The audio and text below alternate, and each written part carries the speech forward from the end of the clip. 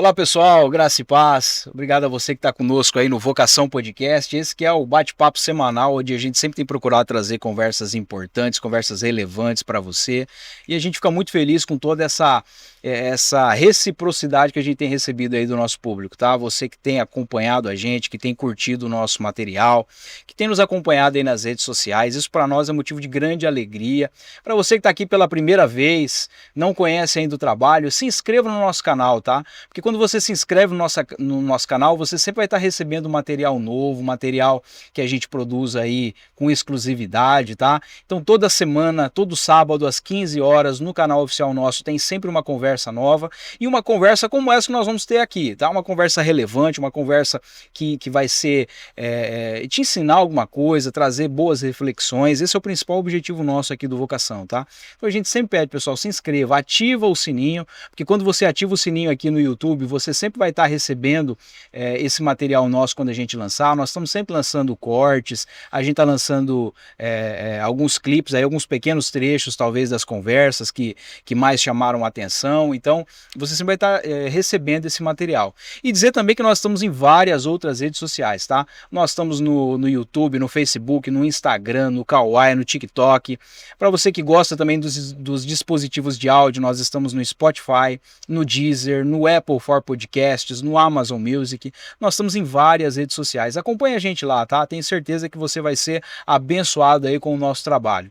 E agradecer também aí o pessoal da Água A e da Água G, tá? Que tem estado conosco aí, tem acreditado nesse projeto e também nós acreditamos nesse produto, porque, pessoal, é muito importante a hidratação, tá? Você que está nos assistindo aí, eu não sei se você já bebeu água hoje, se não bebeu, vai lá na tua geladeira, pega uma Água A, uma Água G e se hidrate, porque isso é importante, tá? Invista na tua saúde e a proposta da Água A e da Água G é exatamente essa, tá? Então é um produto de excelente qualidade, é um produto que vai conseguir te hidratar, que vai conseguir repor aí os seus minerais, e sem contar aí no pH dela, viu, Hélio? Quanto que é o Um pH? pH de 7,71, cara. Isso O pH é... é excelente, Caramba. é difícil você encontrar isso aí no mercado, nas águas minerais, e você tem aí uma água direto da fonte, sem contar essa aí que o Hélio tá mostrando pra vocês, né?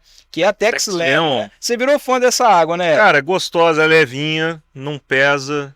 E ela é uma água já para você que gosta aí de tomar uma água com gás, com limão, adicionar uma rodela de limão, alguma coisa, você já é a apresentação pronta, tá? Já é uma água aromatizada e saborizada com limão, tá? Então é a opção aí da Tex Lemon. Invista na tua saúde, tá? Se hidrate, isso é muito importante. E a água A e a água G é a água que mata a sua sede. Bom, vamos lá, a gente está aqui hoje com a Rebeca Botaro. Rebeca, que prazer receber você aqui. Para quem está nos acompanhando aí, a Rebeca foi uma amiga nossa de 2002, 2003 no meu caso, 2001 também, né? 2001, 2002, 2003, cara. Lá nós estamos ficando velho, hein? Mas tem. Não vamos mais falar de idade, não. Né? Rebeca, você contou para nós uma história que você se perdeu na van escolar. Como é que foi isso? É na época que a gente estudava junto? Na época que a gente estudava junto, primeira Caramba. série. Esse foi só o primeiro. Isso aconteceu algumas outras vezes. Meu Deus. Foi a primeira vez que eu ia andar de van. Meu irmão era mais velho, ele já vinha de outra escola e ele já andava de van. E aí, primeira série, Cristiano Olsen, e ainda meus pais falaram muito assim pra mim: marca bem esse tio e esse tio da van, são eles que vão buscar. Eu falei, tá bom, combinado. Falar isso pra criança é uma coisa que nada, né? Aí saiu, bateu o horário da saída, era tudo muito novo, né? Tudo muito diferente. Aí eu vi uma van, olhei aquela tia, eu falei, eu acho que o tio não veio buscar, quem veio foi a tia. Entrei na van e eu sentei bem atrás da motorista. Sabe aquele banco bem atrás da motorista? Pequenininho. Quietinha, né? E o meu irmão não estava. Teu irmão estudava lá? Não, meu irmão era do Objetivo, né? Ah, tá. E aí, meus pais ainda falaram, seu irmão vai estar dentro da van, e meu irmão não estava. Aí eu falei, bom, meu irmão não tá na van, meu pai deve ter ido buscar ele. E eu pensei. Você foi procurando sentido pra aquilo, né? E fiquei quietinha no banco. A van encheu. Ela começou a levar, era pra eu ficar na casa dos meus avós, ali na Major Mendonça. E aí ela passou pelo bairro, e ela foi embora, ela tava lá perto do Asilo São Vicente. Quando ela tava, eu lembro certinho, na frente do Asilo São Vicente, eu vi. E aí não tinha mais ninguém dentro da van. Tinha duas pessoas junto com ela no banco da frente. e eu atrás.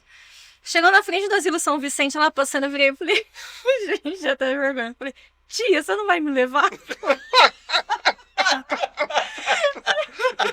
Chorando, tá? Chorando já. Falei, tia, e você não vai me levar? Eu lembro que ela freou. Mas quem é você? Quem que é você? Por que você tá aqui? Meu Deus do céu. Nossa, você não é minha.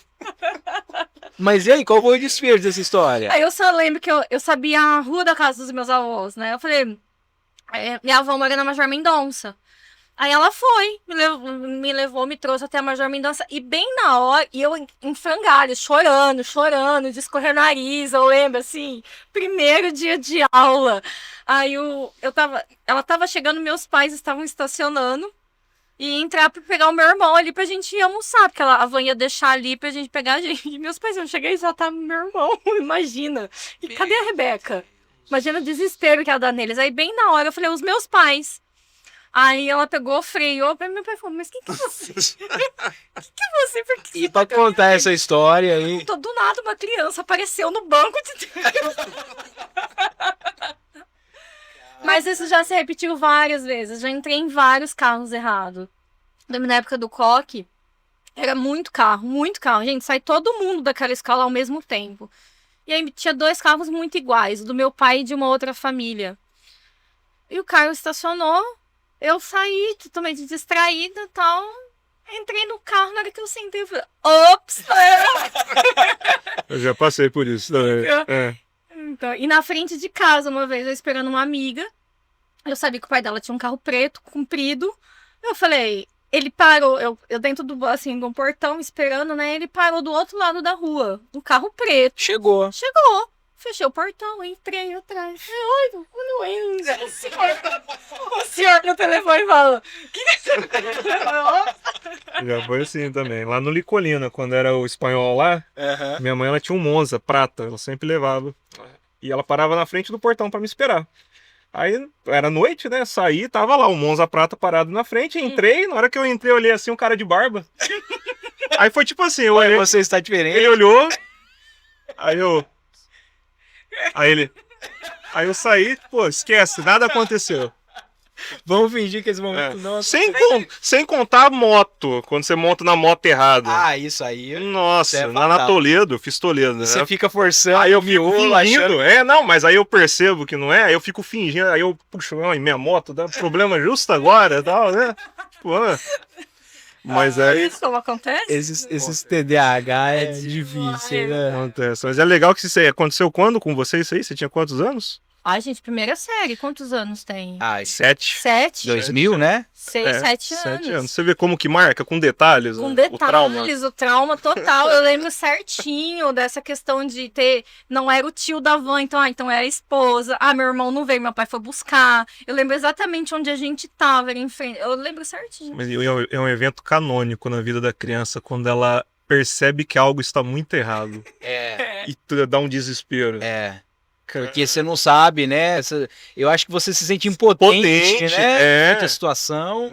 Vivemos muito isso, hein? E aconteceu isso comigo quando a gente tava lá no Cristiano Olsen, que eu tava com as figurinhas, e veio um cara, eu era um dos caras que mais tinha figurinha, mais tinha tazo. Eu acho que era tazo. E aí o cara bem maior, né, de outra série, ô moleque, deixa eu ver esses tazos aí. Nossa. E eu inocentão, peguei os tazos, abri na saída, ele bateu na minha mão, pisteca, caiu tudo no chão. Cara, eu perdi todos os tazos, velho. Sério, velho? Todos. Mas por que as crianças pegaram lá? Pegado. Aí bisteca, a regra oficial da bisteca era o seguinte, era de todo mundo. Quem pegasse era seu. Caramba! Pegaram, eu não consegui pegar quase nada. Será dos que meus esse dia eu tazos. peguei algum tazo? Provavelmente você tá devendo tazo pra mim. Porque lá no Cristiano Olsen tinha aquelas valetas que tinham as grelhas em cima, né? O que eu já achei de coisa legal lá, Naquelas procurando, grelhas, né? tazo. Lembra que a gente completou a coleção da Elma Chips? Eu Que lembro. a gente achou no... Era o Tibé. Era o Tibete. O último acho que foi o Tibé. A gente Não achou precisa no... ter memória disso, gente. Não memória, essas coisas eu tenho todas guardadas também. Os tazos, Ai, você tudo. tem gelou. É, Eu tenho. A coleção do tio. Eu tenho o Tibé amassado de pisoteio até hoje lá. É, o seu Tibé era pisoteado mesmo. Eu lembro. É. Rebeca, obrigado por ter aceitado bater esse papo com a gente, tá? Prazer é todo todo meu. Foi muito bom revê-los. Quando eu recebi o convite, fiquei muito contente também de se a gente conseguir rever todo mundo, né? Quem diria? E que fico muito feliz, né? De onde a gente saiu e excelentes profissionais. Exatamente, né? A gente fica feliz quando a gente vê esse período de construção, né? Um pouquinho do que nós vamos falar aqui hoje, mas, cara, cada um assumiu um posto ali profissional, cada um assumiu a sua vocação e tem feito a vontade de Deus dentro da sua profissão, cara. Isso é muito bacana, a gente fica muito feliz com isso. Mas vamos falar um pouquinho de você, Rebeca. Onde é que está a sua atuação profissional hoje? Hoje eu sou psicóloga, sou 100% clínica, né? Um atendimento clínico. Tô dentro de várias áreas, assim, né? Atendo basicamente de tudo, adultos, adolescentes, crianças não. Tá. Mas é mais focado em luto, transtorno afetivo bipolar, a parte gestacional também, né? Parte materna. E suicidologia, que é a minha base principal. E aí, através disso, eu fui me ramificando. Esse estudo do suicídio, eu acho que isso é uma coisa que poucos profissionais têm atuado, né? A gente não tem visto isso muito aí no mercado, a gente tem visto muita gente tratando mais da psicologia como um todo, mas focado no suicídio são poucos, né, Rebeca? Se eu te dizer, Gui, nem na minha formação como psicóloga, a gente teve uma atenção voltada para a suicidologia, para o suicídio dentro da faculdade. Né? Então, os profissionais mesmo, é até estranho a gente pensar, nossa, na área da psicologia não é tão falado. Pois é, isso foi um dos motivos de eu ir para a área, né? Quando eu me deparei dentro da psicologia, qual seria um dos meus maiores desafios no atendimento a um paciente? Se um paciente chegar para mim e falar que ele quer morrer, eu não sabia como atender, como lidar com aquela situação. Então, hoje, a gente tem até uma crescente, temos 2 pós-graduações aí no Brasil, que são com excelentes profissionais. Uma delas é a que eu fiz, que é suicidologia, prevenção, pós-venção, processos autodestrutivos e luto. Né? Então, a gente aborda todo este processo da existência e da ausência de sentido do ser humano até a gente chegar no luto. E a pós-venção, que é o luto após um ato de suicídio. Né? Mas são poucos. E assim, quando que a pessoa te procura, qual que é o sintoma? Ela tá com medo, com vontade de morrer, é isso? Existe, muito dos pacientes, eles chegam mesmo com ausência de sentido de vida, né? Eles não veem motivos para continuar vivos. Então, eles vêm, por trás existem muitas dores, o suicídio ele é multifatorial, ele nunca... É muito banal a gente falar assim, morreu porque brigou com a namorada, porque terminou um casamento. Não, assim, esse pode ser que seja o acting out, que a gente chama, que é o momento final do desespero ali, com uma impulsividade, um desespero de um sofrimento mesmo. Mas por trás existe um processo de morrência, né, onde existe um processo grande de adoecimento e de comportamentos autodestrutivos de uma pessoa. E qual que é o nível de dificuldade de você receber um paciente que na primeira consulta já chega para você e fala, Rebeca, eu tô procurando terminar a minha vida. Como é que você atua com essa pessoa? Porque a tua sessão, imagino, deve ter 50 minutos ali, é isso mais ou menos, né? Isso. E aí, quando termina essa sessão, até a outra, tem uma vacância de tempo? A gente tem desde da parte de acolhimento até a parte técnica dentro da suicidologia, que até os outros profissionais não têm conhecimento sobre, né? Então, é um conhecimento mais específico. Então, assim, o paciente chega para mim e ele, na primeira sessão, se ele diz, eu não vejo sentido em continuar vivo, eu quero morrer, tenho planos, aí a gente começa uma investigação, né? Se há um planejamento, se ele já tem uma estrutura para ele do que ele vai fazer, se ele está dentro de um grupo de risco, né? Mas o principal é o acolhimento. É trazer esse ser humano, porque se ele está ali em processo de ser atendido, é que ele está buscando ajuda. Entendi. E se ele está buscando ajuda, se ele está pedindo para ser visto por um outro ser humano, a gente ainda consegue conectar ele na vida. Então, durante o atendimento, a gente busca conectá-lo a um sentido de vida. Qualquer que for. O seu sentido é diferente do sentido de vida meu, diferente do seu sentido de vida dele. certo? Mas a gente busca pequenos motivos e por que ele tá vivo até hoje?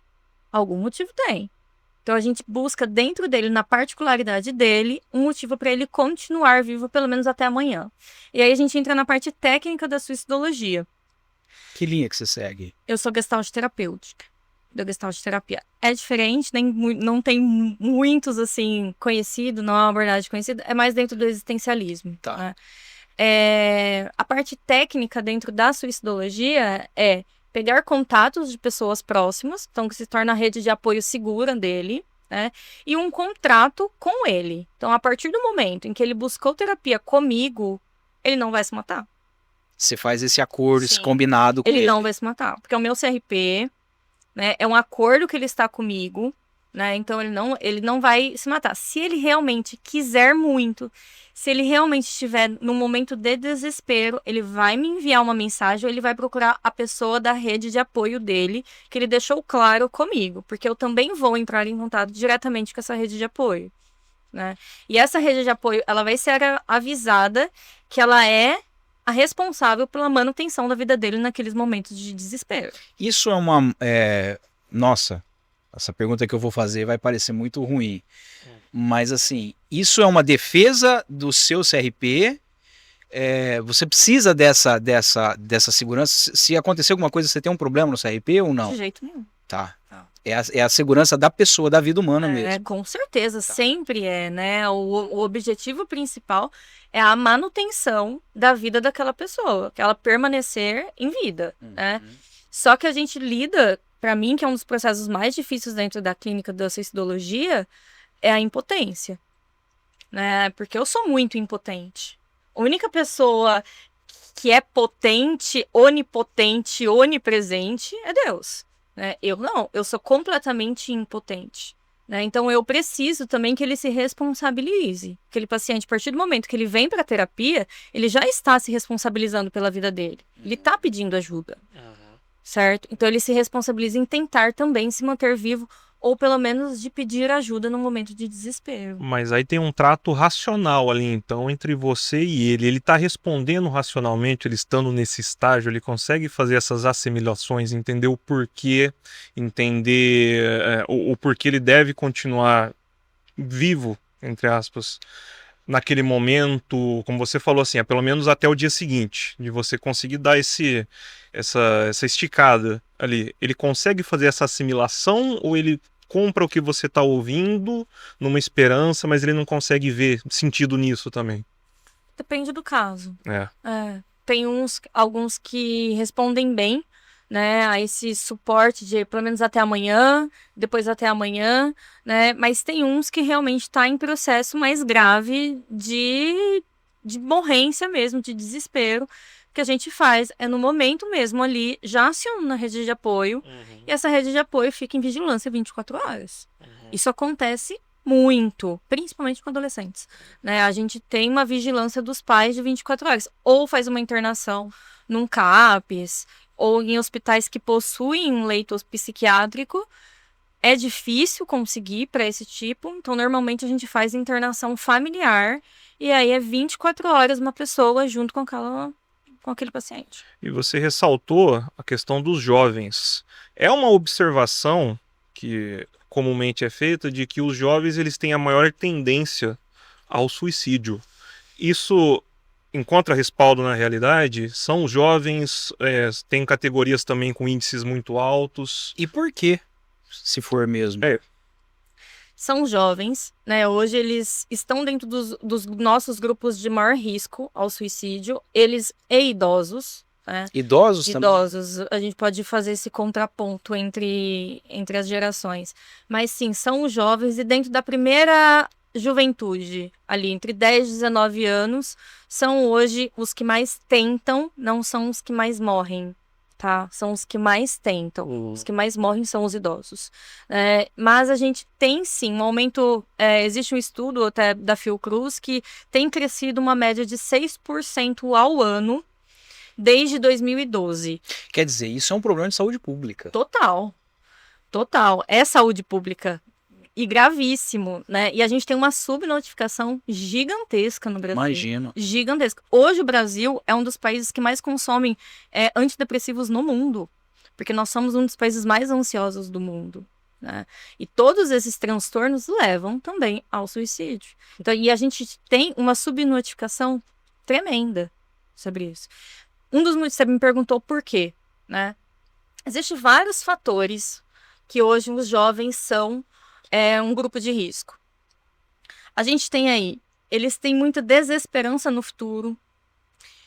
Tá cada vez mais difícil, emprego, né? E aí se a gente faz um comparativo de como era o mundo 20 anos atrás, quando os nossos pais estavam comprando terrenos, mas a gente comprar hoje uma casa? Não consegue. Não consegue, entendeu? Tá muito difícil. Então eles não têm perspectivas de futuro, né? Então já uma das questões está aí. E as outras questões que têm se agravado, principalmente nos últimos anos, vem por causa da pandemia, né? Então na pandemia a gente tem ali o isolamento social, dificuldades de interações sociais, um aumento de bullying. Então as pessoas têm dificuldade de pertencimento a grupos. As pessoas estão mais sozinhas e elas foram para onde? Celular.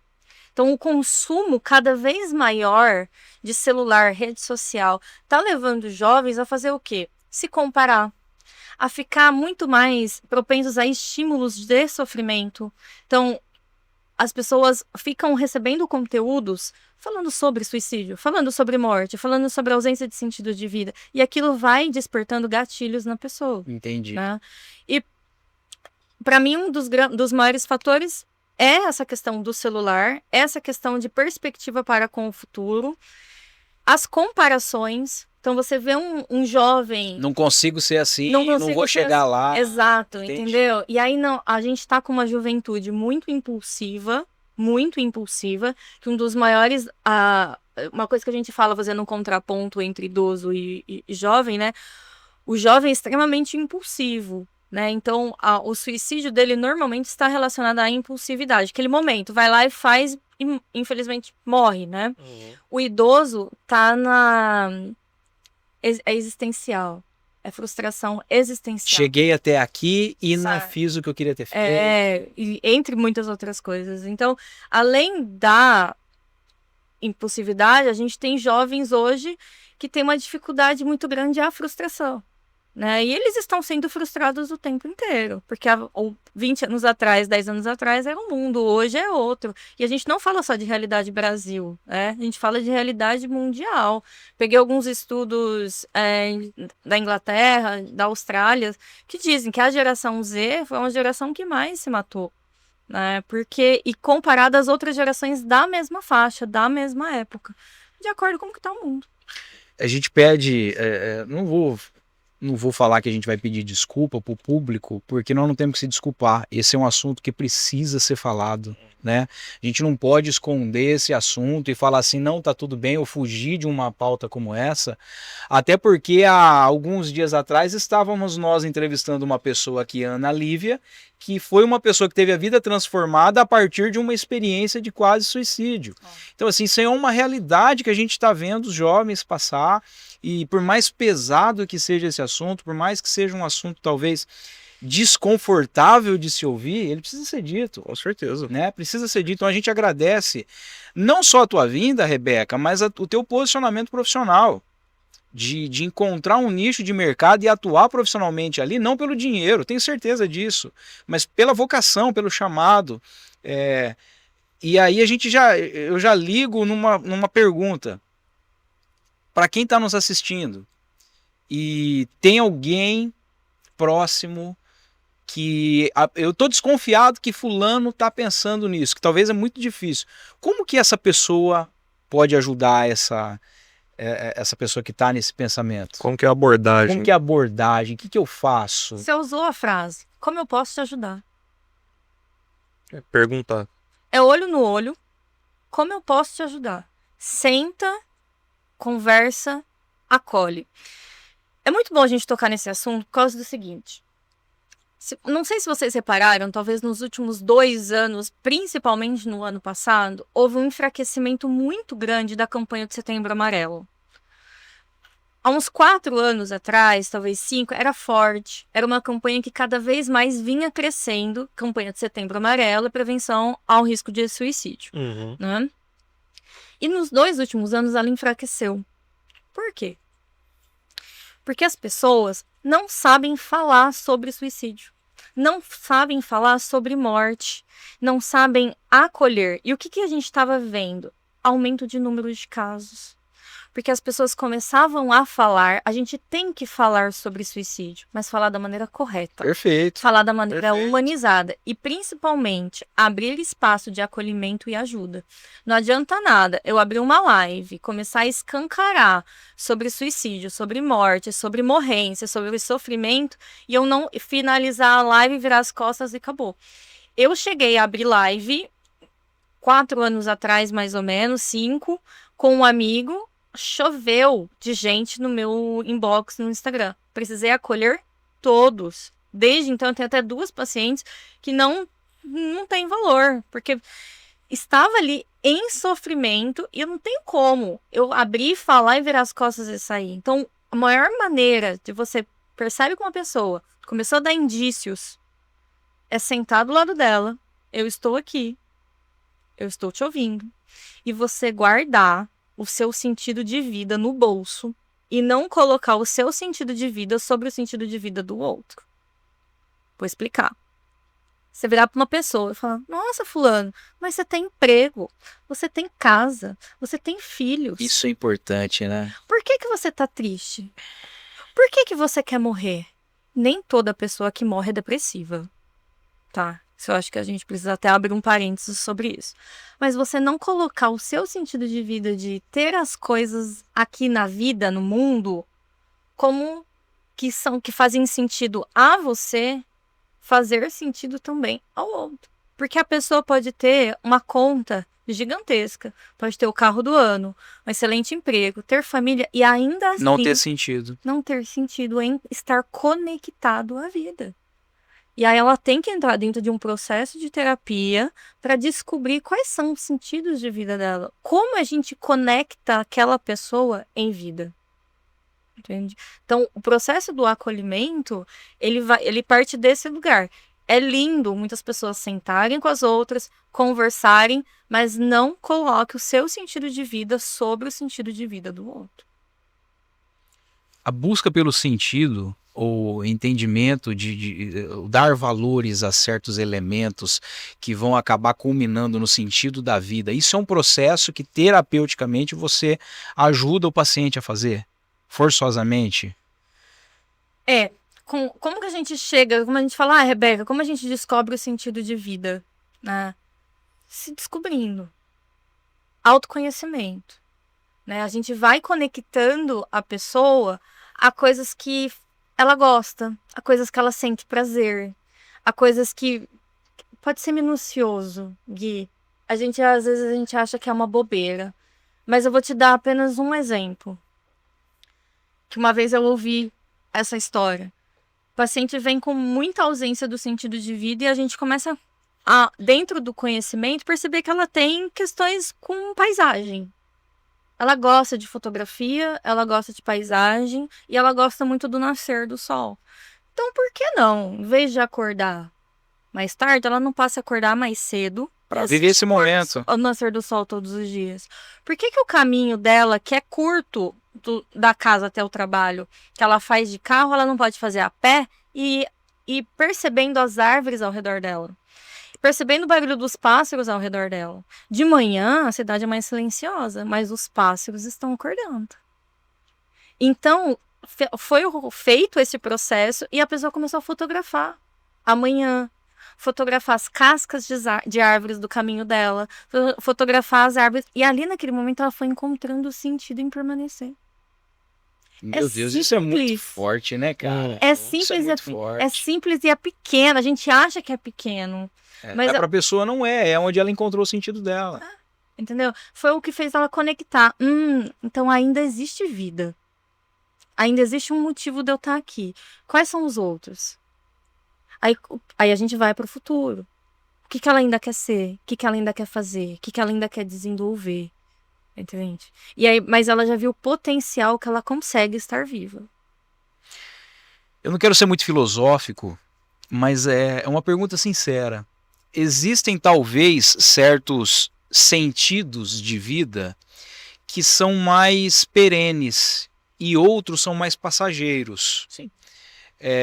Isso também é uma preocupação, porque às vezes eu encontro sentido de vida, um caso bem tosco, mas eu encontro sentido de vida bebendo essa água. Beleza, mas essa água daqui a pouquinho vai acabar. Essa busca talvez de coisas, poxa, eu vou encontrar o sentido na vida em uma coisa ali temporal, pequena, daqui um pouquinho essa fase vai passar, eu vou perder esse sentido, vou voltar para a crise. Tem esse cuidado também de ancorar o sentido da vida em algo mais perene? E é um potencial risco você ver que a pessoa ela está vendo sentido em algo passageiro? É importante mudar ou adicionar e procurar um sentido mais ancorado, como mais profundo? A gente vai utilizando de recursos de te apresentar uma água saborizada quando essa acabar. Entendeu? A gente vai te conectando a sentidos mais menores, né? Assim, mais curtos no dia a dia, mas por trás vai havendo o trabalho de conectar a pessoa num sentido maior. Entende? Então, estar ali dentro... Tem um Viktor Frankl. Eu ia perguntar dele, porque eu não sou um grande pensador de psicologia, mas ouvi muito falar de Viktor Frankl, né? Que foi uma pessoa que estudou o sentido da vida, né? Isso, ele desenvolveu a logoterapia, né? Então, a logoterapia é uma abordagem em psicologia através do sentido de vida, né? Ele é maravilhoso, não tenho o que dizer dele, né? E ele é um médico. Inclusive, ele é um judeu que passou por campo de concentração na infância. Um caso muito interessante. Ele é um médico, né, judeu, e ele sobreviveu a campos de concentração nazistas. E ele... Um dos pensamentos do livro dele, né, que ele diz assim, que ele observa naquelas pessoas que conseguiam sobreviver mais a aquele campo de concentração perto de outras que não conseguiam. Nem todos os casos, não vamos, né, assim, generalizar. Mas o que ele observava? E quem tinha um sentido de vida a ser realizado? Quem tinha para onde voltar? O que fazer? Para quem voltar? Então, aí ele tem uma frase no livro. Quem tem um para que viver, quase sempre suporta qualquer como viver. Isso ajuda a gente também num momento de muita dificuldade, de muito estresse de trabalho, de muita sobrecarga, de dificuldade mesmo, um parente doente, enfim, que seja qual for, da gente também se conformar que aquele está sendo o nosso momento do como.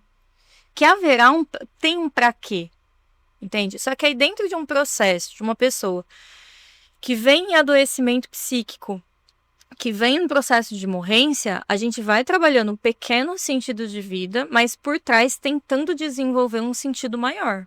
Uhum. Desculpa se essa pergunta não fizer sentido, mas assim, existe um sentido da vida que vai por um caminho ruim e um outro sentido da vida que vai ser perene, que vai perdurar, esse é o caminho certo? Acho que não. O importante é encontrar um caminho. Acho que sim. O importante é manter a pessoa viva. Independente das motivações que ela está sendo levada. Então, é dia a dia, a cada 24 horas, é um dia de cada vez. Até ele conectando esta pessoa. E é difícil a gente tentar traduzir o que ocorre dentro do processo terapêutico, né? Assim, porque não leva... Não tem um caminho certo, né? Aí se constrói, leva sessões, né? Não leva 4 meses, né? Assim, leva-se um grande tempo, um período. E é muito interessante a gente ver aquele paciente quando chega em extremo sofrimento e ao falar de si, ao dar voz às suas dores, ao se sentir ouvido, ao se sentir acolhido, alguém olhando no olho da pessoa, alguém falando, porque já aconteceu comigo, tem vezes que eu não sei o que dizer. Tô falando, eu não sei o que te dizer. Mas só de você ouvir a pessoa... É o que eu posso dizer, eu tô aqui. Você não tá sozinho nessa. Eu tô ouvindo o seu sofrimento. O seu sofrimento não é mais só seu, ele faz parte de mim também. Ele faz parte agora da minha história, o seu sofrimento. Então isso com a pessoa já conecta ela num sentido. Poxa, eu não tô mais sozinho. Isso é muito importante, né? Talvez a pessoa, o que mais ela precisa é receber um abraço às vezes, né? Receber uma palavra de falar, olha, tamo junto. Uma abertura para ouvir, né? Tamo junto. Às vezes a gente percebe isso até nas nossas relações de amigo, né? Quantas vezes eu tive que chegar pro Hélio e só falar, né? Quantas vezes o Hélio teve que me procurar e só falar. E falar, cara, precisamos só conversar, vamos conversar. E às vezes aquilo é suficiente para você acalmar, né? Seguir a vida. Que é das nossas preocupações com os idosos. Os idosos, as pessoas não têm paciência. Os idosos, eles são os mais letais, né? Eles são os que mais planejam, homens, principalmente acima de 70 anos, viúvos, né? Então, eles são, normalmente, os que mais enfrentam solidão, né? Lutos sucessivos dentro da velhice também, né? Então, colabora para levar ao suicídio. Dores físicas mesmo. Dores físicas. Braço, perna. As limitações físicas. Deixar de ser produtivo. A pessoa não é mais produtiva. Então, a gente hoje valoriza muito a juventude. Porque ela é produtiva, né? Porque ela é produtiva. A rapidez, a agilidade. Nós, jovens, somos ágeis. Né? E por outro lado, tá cada vez mais cedo a ideia de que alguém está velho demais para as coisas, não é? Exato.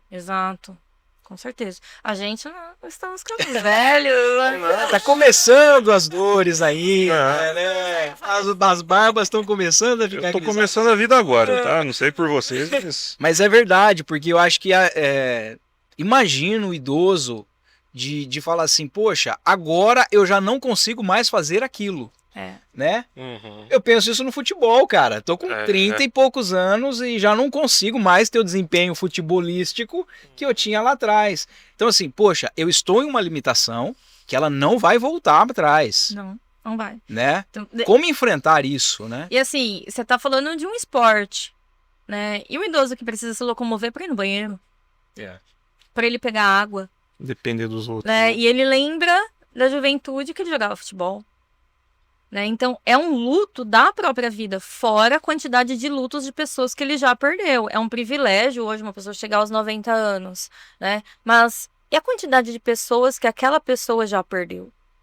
Quantidade de colegas de turma, a quantidade de parentes, todos os tios, a maioria dos primos, os irmãos. Todo mundo já se foi. Todo mundo já se foi. Até filhos podem ter perdido no caminho. Então, assim, são muitos lutos, despertencimento. A solidão do idoso, muito. Eu acho que um dos maiores problemas é a solidão, é não dar voz para aquele idoso também falar das dores dele. A gente tem muita depressão não diagnosticada no idoso, que vem da apatia, irritabilidade. Ele está só idoso, não tem o que fazer, né? Ficar assistindo televisão, não tem muito mais o que ele fazer. E é uma pessoa que já não conversa, que já não vê mais sentido ali. Será que eu não sirvo mais para nada? Será que a minha vida já não tem mais sentido? Para que eu vou permanecer aqui? Sendo um peso para minha família? Sendo um problema financeiro? Sendo uma dificuldade para o Estado? Por que eu vou ficar? E aí, de novo, é a questão das comparações, porque aí ele se comparando com ele mesmo de outra época. Exato. A raiz ali, então, muito forte é a comparação, tanto para o jovem quanto para o mais velho. Rebeca, estou vivendo esse momento na minha vida. Estou encontrando problemas, não estou feliz, estou num processo depressivo, estou pensando em me suicidar. O que eu faço? Procura ajuda. Eu acho que a primeira coisa é você contar para uma pessoa que você se sente seguro ao seu lado, né? Um amigo, um primo, um pai, um pastor, seja quem for. Procure uma pessoa próxima que também vai te ajudar a encontrar ajuda, né? Procurar um psicólogo capacitado para lidar com o assunto, né? Se manter firme, de tentar. Mas tente, né? Se você identificou que você realmente não quer mais viver, procure ajuda. Existe muito a ser feito. Enquanto tem vida... Tem esperança. Tem esperança. Enquanto tem vida, tem jeito. A gente só não dá jeito realmente para a morte. E assim, sem querer espiritualizar a nossa conversa, mas também não seria problema nenhum se nós espiritualizássemos. Mas assim, qual a importância da saúde espiritual? O ser humano, eu sempre falo que ele é dividido, é um pouco reducionista, mas assim, de forma geral, é dividido em 5 partes. Biofísico, psicológico, emocional, social e espiritual, né? E aí a gente conecta a fé daquele ser humano, independente da fé que ele tem. Né? Se ele tiver fé nessa garrafa de água, a gente vai conectar a fé dele nessa garrafa de água. Entende? Então, a fé, ela faz parte da permanência de vida daquele ser humano. Ela é um suporte gigantesco. Durante a minha graduação, até eu participei fiz um estudo aqui com a Unesp de Araçatuba, no desenvolvimento da fé dentro do enfrentamento a doenças crônicas, né? Então, durante um exame, né, se uma pessoa estivesse em oração e uma pessoa não estivesse em oração, uma pessoa espiritualizada, uma pessoa não espiritualizada, o que acontecia no cérebro daquela pessoa, né? Então, assim, é bizarro a diferença. Então, a fé, ela faz parte, né, ela tá dentro dos nossos processos de enfrentamento a situações graves e de risco. Ela é extremamente importante. E acredito que a fé, além dela resolver em partes, mas além dela fortalecer essa questão espiritual, ela também acaba fortalecendo a questão social. Porque eu vou ter uma rede de contato, né? Eu vou ter uma rede de apoio, eu vou conseguir ter mais pessoas nesse âmbito, né? Então acho que a importância de uma vivência em comunidade também para esse processo, né? Sem dúvida nenhuma, mas a gente entra num ponto muito delicado, muito difícil. A gente tem que tomar muito cuidado sobre isso. Porque,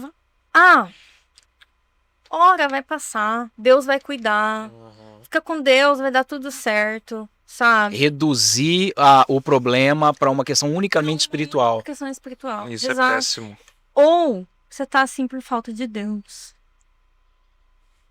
Sabe? Então, utilizar. Aí e, gente, a gente não tem como negar isso acontece. Claro. Então, assim, as pessoas utilizam até da própria fé contra o adoecimento da pessoa.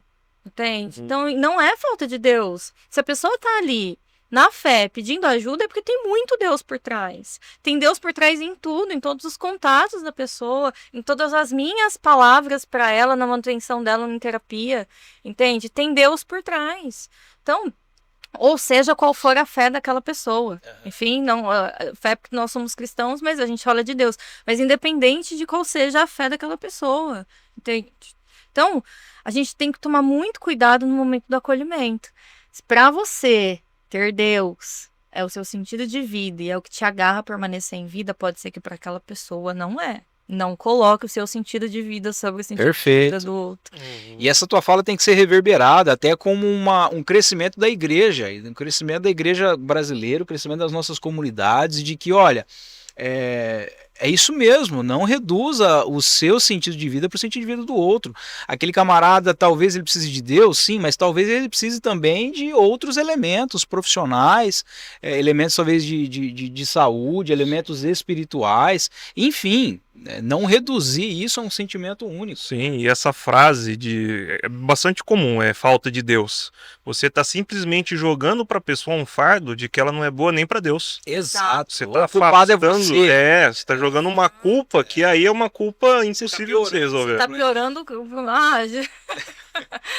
É difícil. Chega muito. Que bom essa conversa que nós estamos tendo aqui. Que prazer poder dizer desses assuntos. E provavelmente esses são assuntos que você não ouviria em outros lugares, tá? Sim. Então por isso que a gente pede para você, se inscreva no nosso canal, acompanhe a gente aí, ativa o sininho no Instagram, tá? Porque isso é a garantia de que sempre que a gente tiver um conteúdo novo, um conteúdo de qualidade, como que a gente está tendo aqui hoje, você vai receber isso com exclusividade, tá? Então, interaja aí com as nossas redes sociais. A gente sempre tem falado falado, pessoal, não custa nada para você e para nós é muito importante. Ativa o sininho aí, porque é uma maneira com que você sempre vai estar recebendo conteúdo novo. Também estamos em várias outras redes sociais, então às vezes alguns recortes, alguns trechos de fala a gente seleciona, né, Hélio? Joga isso aí para a rede social.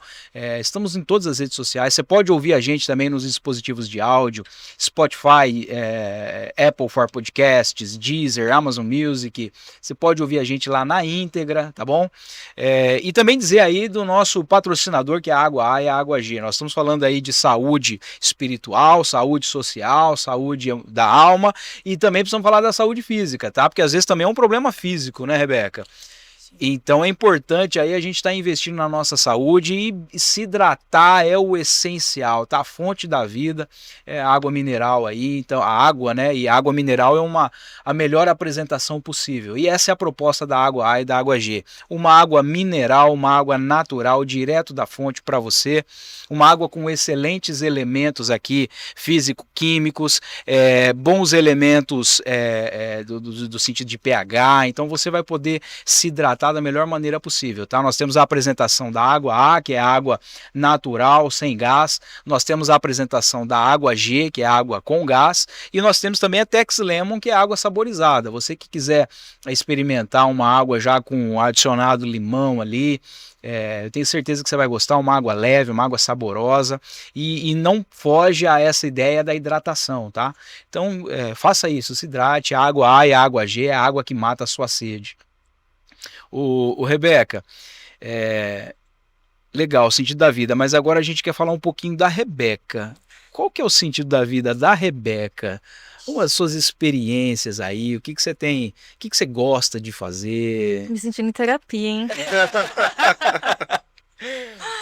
É difícil.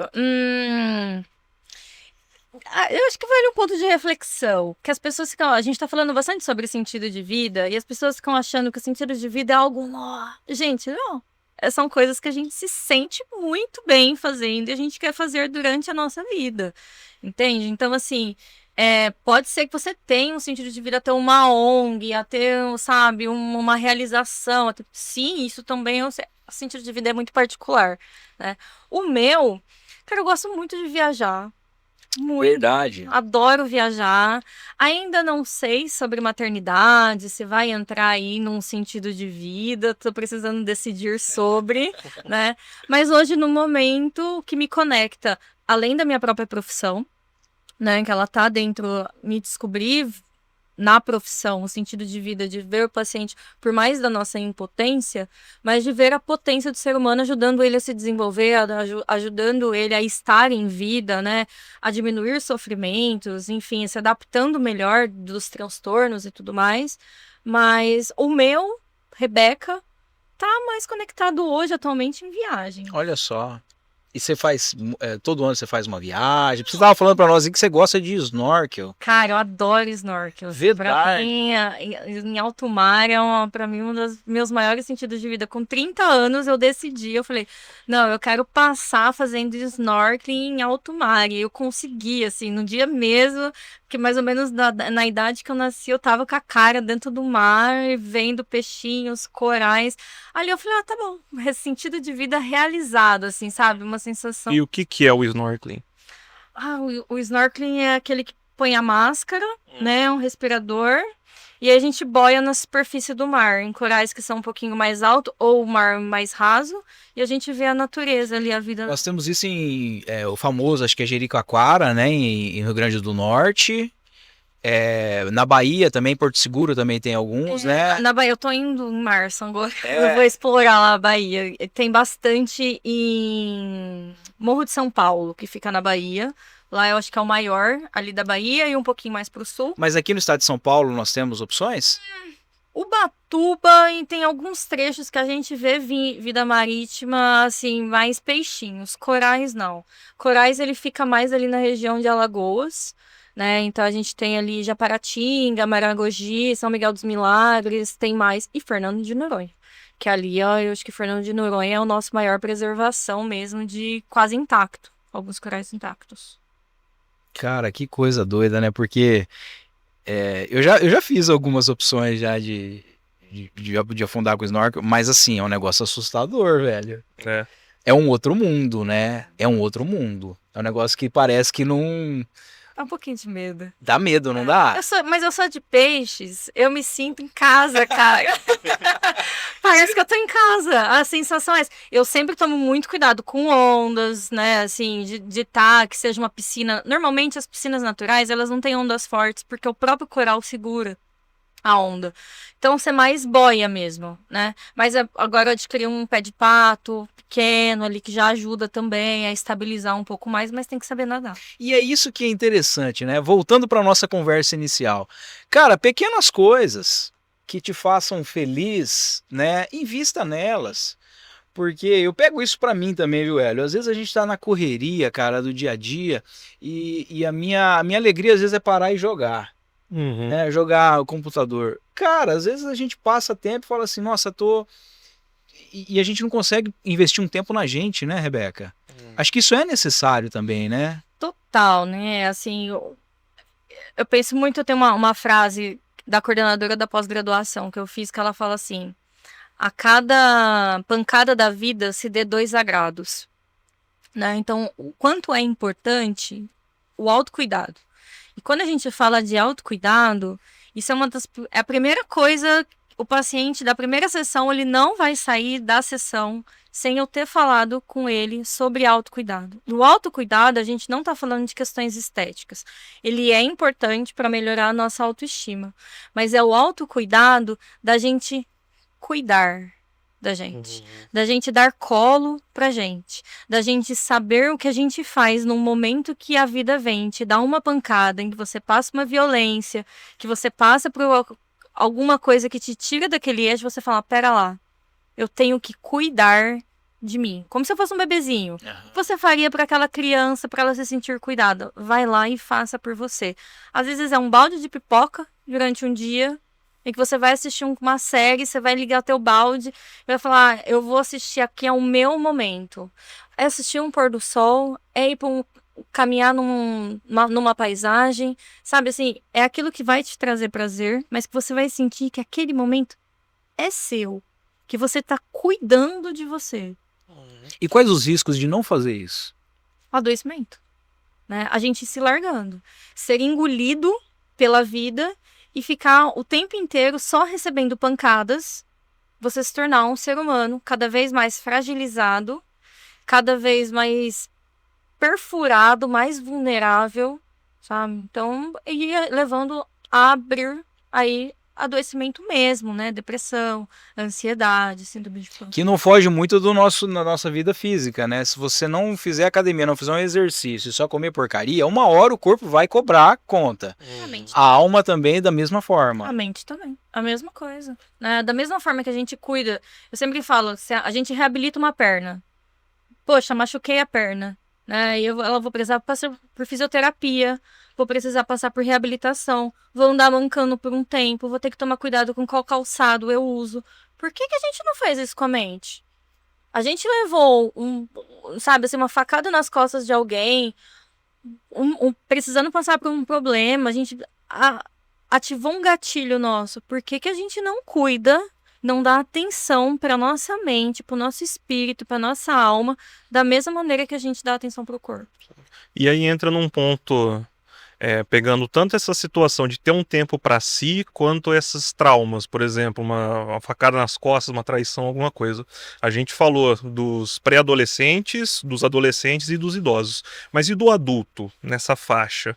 Qual que é a incidência ali que a gente pode pontuar de que é comum de levar o adulto a um pensamento destrutivo, a um provável suicídio? Porque a gente tem muito dessa cultura do workaholic, de você se sente culpado se você não estiver sendo produtivo. É verdade. Eu sou autônomo, eu trabalho em casa, eu tenho muito disso. Porque o meu ambiente de trabalho é o mesmo ambiente de lazer e de descanso meu. Então, às vezes, eu tô no meu momento de lazer, mas eu tô me cobrando, tipo assim, puxa, eu deveria estar fazendo alguma outra coisa. E no frigir dos ovos você nunca relaxa. E não relaxa. Não desliga. Então, na vida adulta, quais são ali os principais problemas? Assim, você já trouxe, né? Excesso de trabalho. O burnout hoje, né? E o nosso maior caso, nossas maiores preocupações são o homem adulto, né? Porque ele é o que menos pede ajuda. A gente tem uma sociedade ainda muito machista, né? Muito patriarcal, em que fica muito pro homem, o homem tem que, né? Então ele traz muito para si essa responsabilidade. Então ele se cobra demais, ele se compara demais a outros homens, né? Então, ele é hoje, nossos maiores casos de risco aí, e é o que não pede ajuda, né? Machismo, né? Força. Eu vou pedir ajuda para pagar uma psicóloga mais nova que eu, sabe? Tomar remédio, coisa de louco. Não é coisa de louco. Se você paga um fisioterapeuta para reabilitar a sua perna, você paga um psicólogo para te ajudar a enfrentar aqueles problemas. Mas os principais questões é o excesso de trabalho, né? As pessoas não se permitirem, às vezes elas querem internar, a gente odeia essa palavra, ócio produtivo. Sendo produtivo. Nossa, eu acho que os coaches acabaram com o descanso das pessoas, entendeu? Porque ócio é ócio, Ócio né? ócio, você precisa daquele momento de tédio. O ser humano precisa do tédio, entendeu? Por isso que eu gosto de pescar. Vai lá, não faz nada. É uma coisa também que eu falo, por exemplo, com filmes. Existem os filmes bons, mas todo ser humano ele gosta de algum filme ruim. E você tem que ter esse filme ruim, essa série ruim. Filme ruim, Hélio. Não posso contar. Tenho que demonstrar força aqui, eu sou homem. Mas assim, todo mundo tem que ter esse momento assim de lazer. Por exemplo, o futebol. Eu gosto bastante de futebol, o Gui gosta bastante de futebol. Racionalmente, o futebol não é uma atividade intelectual, uma atividade de primeira importância. Parafraseando Milton Neves, o futebol é a coisa mais importante dentre as menos importantes da vida. Então é uma coisa que a gente se dá o luxo de pegar aquilo e falar, cara, isso vai ser importante eu consumir de maneira não importante. Precisa ter algo ali que não precisa ser produtivo toda hora, que aí entra essa questão do ócio produtivo, né? Nossa, e um dos meus maiores desafios, isso é um hobby, né? São as mulheres. Fazer mulher ter hobby é muito difícil, uma mulher adulta. Verdade, isso é verdade. Sério, porque os homens... Hoje você joga bola. Você joga bola desde quando? Ah, desde a época que a gente estudava junto. Desde criança, né? Desde criança. O que as mulheres brincavam quando eram crianças? É verdade. Barbie, boneca, casinha, cozinha. As mulheres são educadas, são ensinadas desde pequenas a reproduzirem em serviço. Entende? Então, por exemplo, tudo isso é para fazer a mulher ser uma mãe, ser uma cozinheira, a dar conta da casa, a cuidar de filhos, a ser professora. Aí a mulher não desenvolve hobby. Os homens conseguem ter a mesma atividade de quando eram crianças hoje em dia. A mulher não. E é importante que ela tenha, né? Porque o hobby salva uma pessoa. Salva uma pessoa. Entende? Então é muito difícil a gente conseguir. Aí eu tenho que ficar, né, ajudando os pacientes a pensarem em qual hobby que ele pode vir a desenvolver. O que ele pode se conectar que faça sentido para ele, às vezes da infância, ou algo novo. E para a mulher se permitir é muito difícil. Então veio uma onda aí de pintar porcelana, de fazer cerâmica, de pintar não sei o que.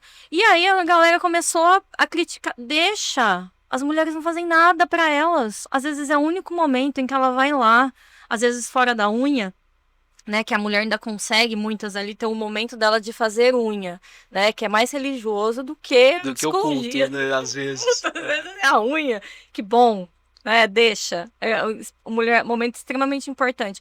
Mas o outro momento é um hobby, sabe? Deixa a mulher desenvolver. Hoje eu luto, faço Muay Thai. Era algo que eu comecei no colegial, fiquei muito tempo sem, e aí eu voltei ano passado pra não bater numas pessoas. Bate lá no saco. Ainda tá bem. E foi excelente, assim, sabe? Eu me reencontrei também dentro de um esporte no hobby, que pra mulher é muito pouco. E eu acho que no caso da mulher tem um corte muito precoce dessa liberdade de ter um hobby. Não necessariamente que a mulher, quando criança, ela não tenha suas preferências, seus hobbies, suas brincadeiras. Até mesmo a questão da boneca, dessa questão do serviço, assim.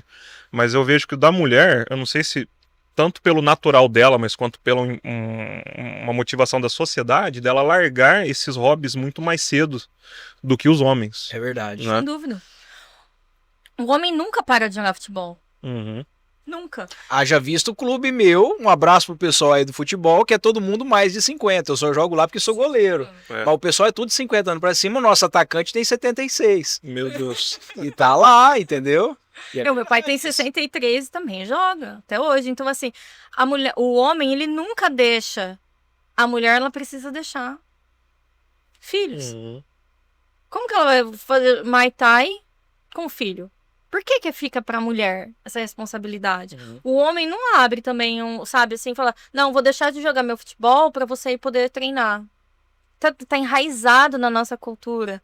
E aí entra o adoecimento da mulher, principalmente dessa mãe na maternidade, nos primeiros meses ali, que a gente já tem uma questão de puerpério, mas uma falta de rede de apoio ativa. Não é só uma rede de apoio. E vamos falar disso, Rebeca, você tem uma atuação profissional aí relacionada à maternidade. O que você tem visto aí? O que você mais tem atendido hoje em dia? Quando uma mãe te procura? É necessariamente em caso de luto ou também para o processo do puerpério, para essa nova dinâmica familiar que a criança trouxe, é isso?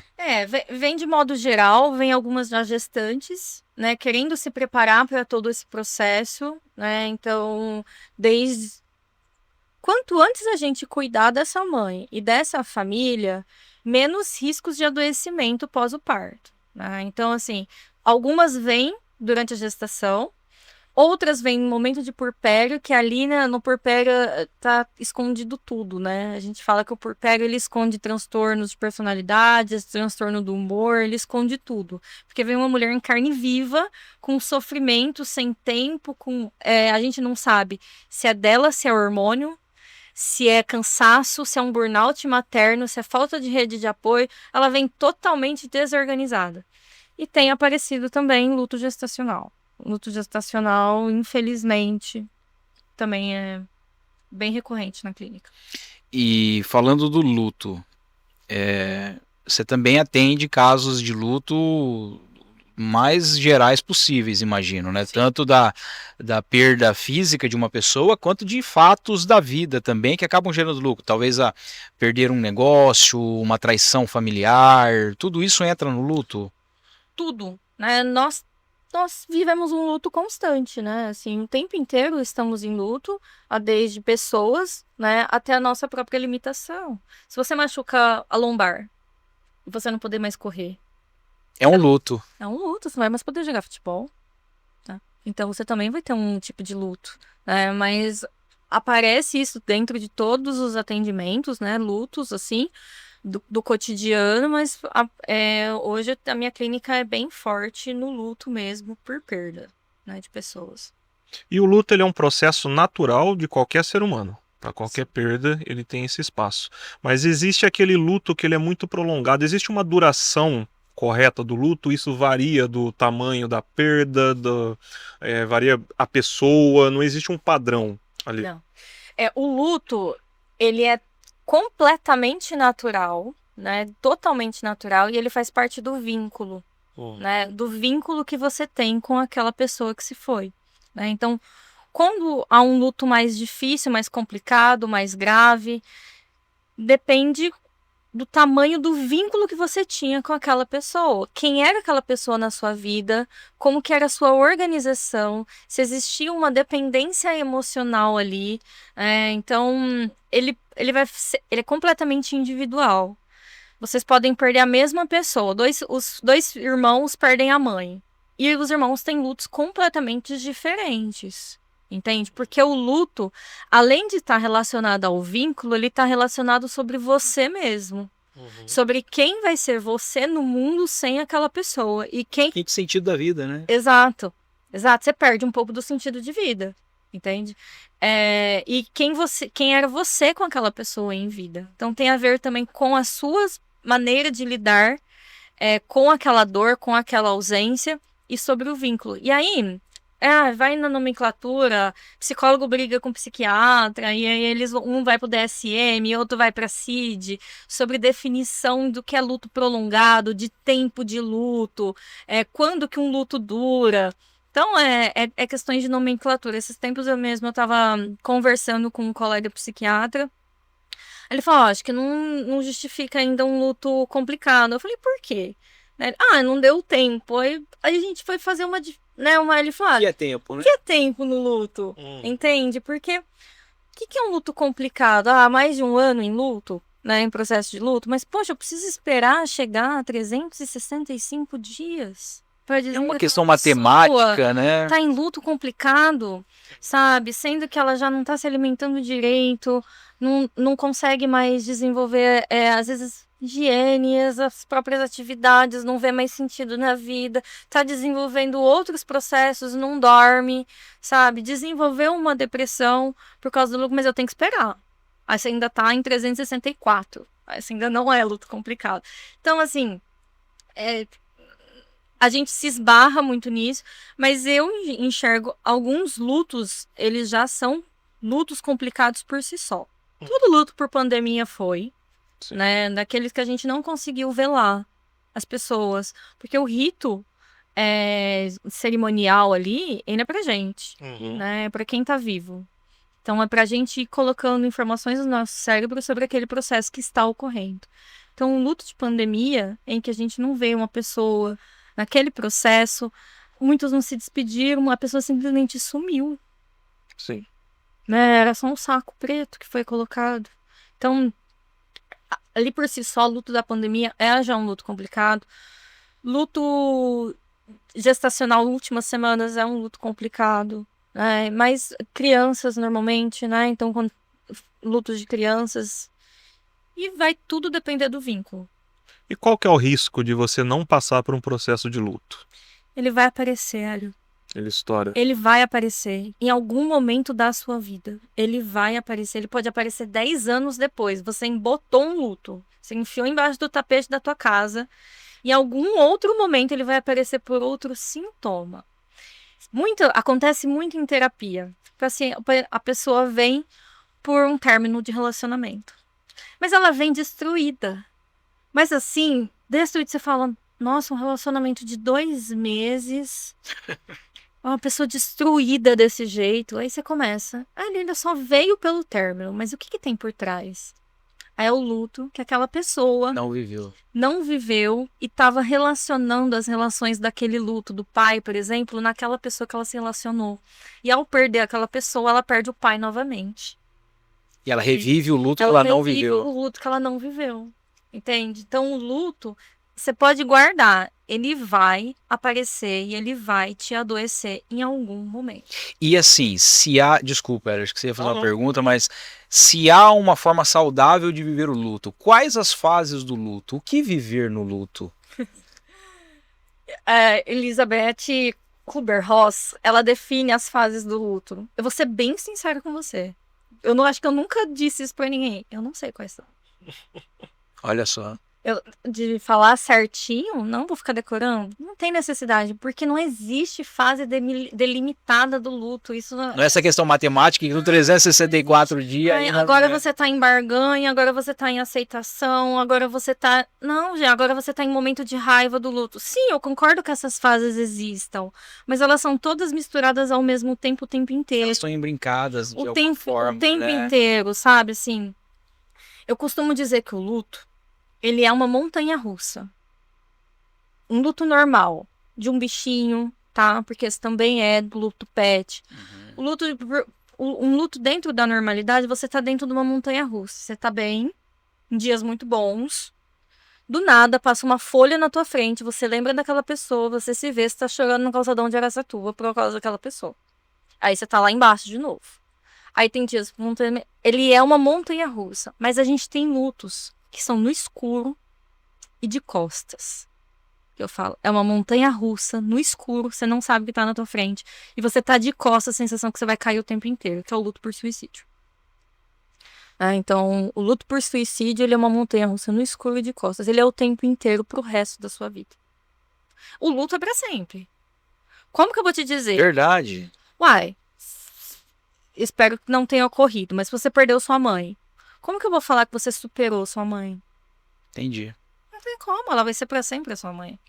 Você vai conviver com aquele luto. Você vai conviver com aquele luto. Só que existe um grau de que viver com esse luto é saudável e um grau que viver com esse luto é um problema psicológico. Exato, com certeza. A partir do momento que ele interfere no seu dia a dia, você não está vivendo dentro de um luto saudável, certo? A gente trabalha o luto para ocorrer o processo de ressignificação. O processo de sofrimento intenso, ele vai passar.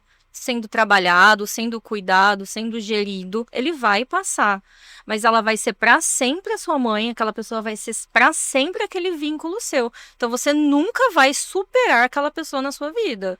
Você sempre vai olhar para ela, vai sentir falta, vai sentir saudade, mas você vai ter ressignificado o espaço que ela é na sua vida e você vai dar novos lugares àquela dor. Poxa, então a partir de agora ela é minha bússola. Você ressignifica. Você ressignifica. Entende? A saudade, ela é uma expressão leve do luto? Saudade é normal, né? Ela é natural, eu não gosto da palavra normal, ela é natural, e a saudade é real, significa que ali houve vínculo, que ali houve amor, que ali houve troca. E... Poxa, que conversa, né, cara? Você viu? A gente não imaginaria que nós teríamos uma conversa tão profunda como essa e eu acho que tudo isso aqui é benéfico, mas me corrija se eu estiver errado. Momento de luto, não engula o choro.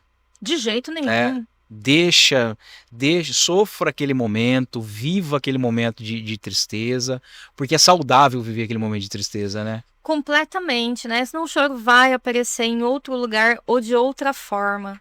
Ele vai aparecer em raiva, em irritação, em agressividade. Ele vai aparecer.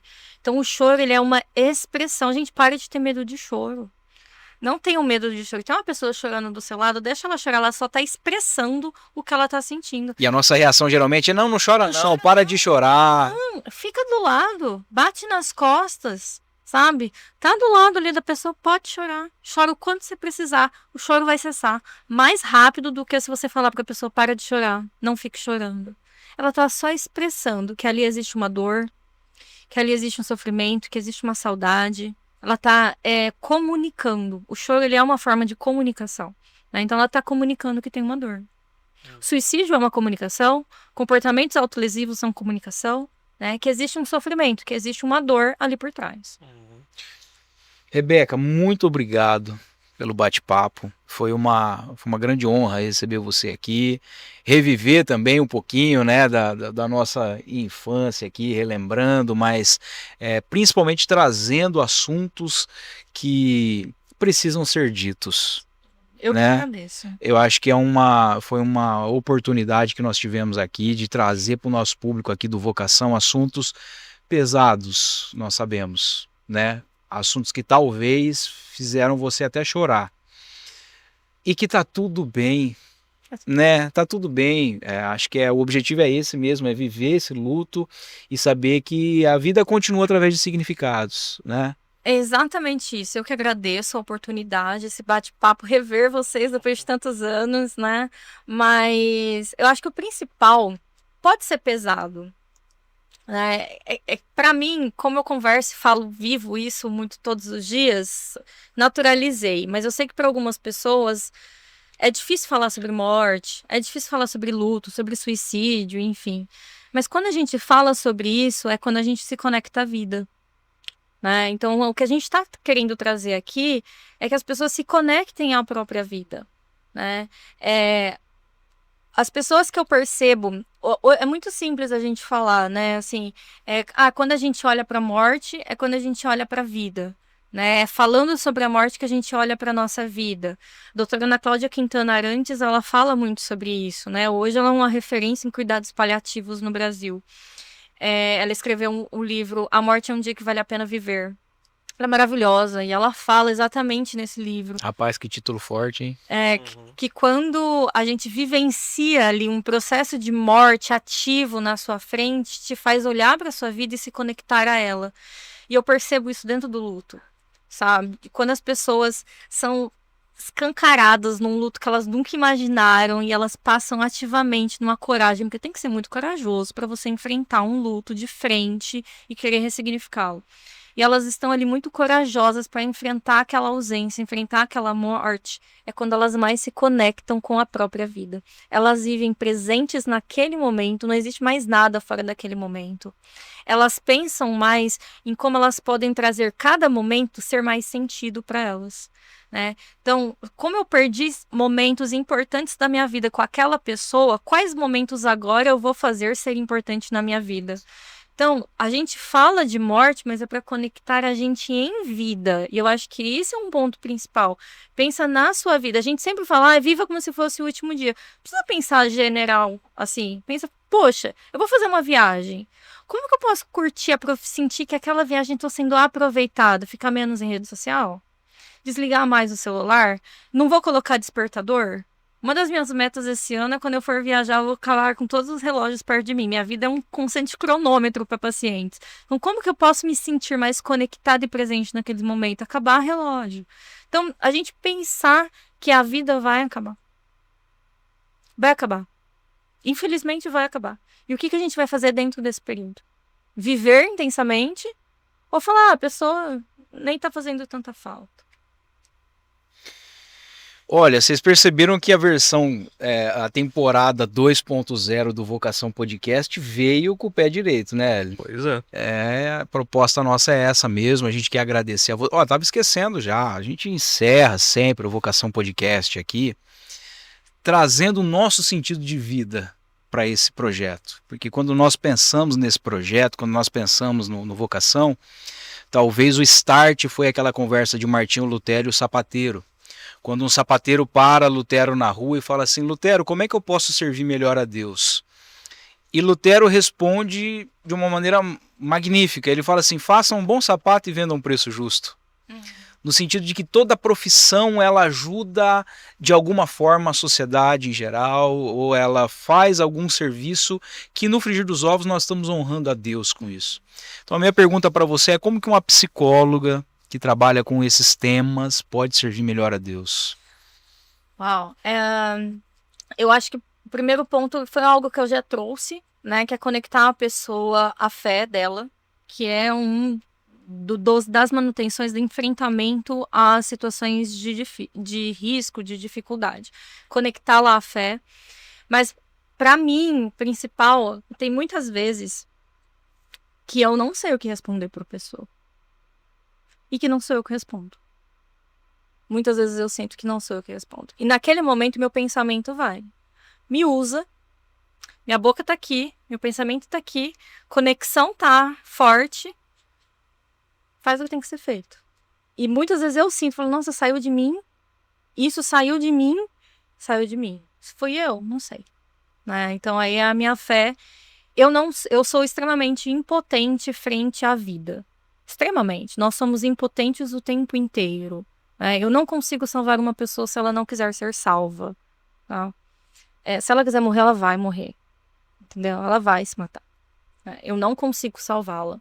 Mas eu vou até onde eu posso, dentro da minha profissão e dentro da minha espiritualidade. Cada contato com o ser humano, eu tento ser usada por Deus nas palavras. E eu gosto muito daquele versículo que da fé, do amor e a esperança. E o maior deles é o amor. Agora resta a fé, a esperança e o amor, mas o maior deles é o amor. É o amor. Então, Coríntios, né? 1 Coríntios 3. Coríntios, isso. Então, eu sempre tento, toda vez, entrar em contato com aquele ser humano, pensar no amor. Ali, acima de tudo, ele tem que se sentir que ele está sendo ouvido, cuidado, sendo a base, a solidez, o amor. A fé e a esperança é o que eu tento trazer para ele, que ele vai construir na vida dele em sentido de vida. Mas a base que ele vai sentir é o amor. Muito obrigado, Rebeca, Agradeço. pelo bate-papo. Obrigado a você que está conosco até agora. E, na verdade, eu acho que você foi brindado com esse presente aqui do Vocação Podcast. Um presente para nós também, né, Hélio? Porque Sim. Como a gente gosta de fazer esse trabalho, porque a gente consegue partir de diversos assuntos e aprender muitas coisas, isso é muito legal. E a gente quer passar essa oportunidade para vocês também, tá? Você que quiser acompanhar o nosso trabalho, siga a gente nas redes sociais, se inscreva no nosso canal aqui do YouTube, porque é uma forma com que você pode acompanhar melhor aí o que a gente estiver postando. Essa conexão com a rede social hoje em dia é muito fácil, né? Inclusive, Rebeca, qual que é a tua rede social? Passa pro pessoal aí que quiser te acompanhar, quiser te procurar profissionalmente, faz o teu merchan aí. Tô no Instagram, Rebeca Botaro. Né? Botaro com 2 T's. Com 2 T's, tá. Isso. Rebeca um C só, Rebeca Botaro. E WhatsApp. Né? Eu não sou uma pessoa muito ativa de Instagram por falta de tempo, porque não fico muito tempo em redes sociais, sendo bem sincera. Mas tô sempre lá, é a maneira que muita gente entra em contato, foi até a maneira como o Hélio entrou em contato. Né? Eu estou sempre vendo, estou sempre ali, e aí de lá eu sempre passo o meu celular. Tá, e aí também você que está assistindo a gente aí pode entrar em contato conosco, tá? E a gente faz essa ponte aí com a Rebeca, tá? Você pode entrar em contato conosco no DDD 18 99737 9063. Repetindo o DDD 18 99737 9063 é o nosso WhatsApp, você pode mandar mensagem para nós.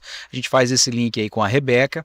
E agradecer aí o pessoal da Água A, da Água G e da Tex Lemon, que estão aqui oferecendo a oportunidade aí para você que está nos acompanhando de relembrar, tá? Ouviu bacana aqui a conversa, alimentou o teu espírito, alimentou a tua alma, agora vai lá e alimenta o teu físico também com água mineral, hidrate-se, tá? Isso é muito importante e aqui é a oportunidade que nós estamos dando a você aí de conhecer o trabalho aí da Água A, da Água G e da Tex Lemon, uma água de qualidade, uma água mineral, natural, direto da fonte aí para você. E que vai ajudar aí o teu organismo nos processos físicos que todos nós precisamos, tá? Às vezes a gente tá passando o dia inteiro e não toma quase nada de água, né? Pois é. Então vamos acabar com esse problema aí também se hidratando, tá? Então é mais um recadinho aí, hidrate-se, invista no teu corpo, porque a água A e a água G é a água que mata a sua sede, tá bom? Pessoal, semana que vem tem mais. Muito obrigado aí a todo mundo que acompanhou a gente até agora. Deus abençoe vocês e semana que vem estamos aí novamente com mais um episódio do Vocação Podcast, tá bom? Um abraço.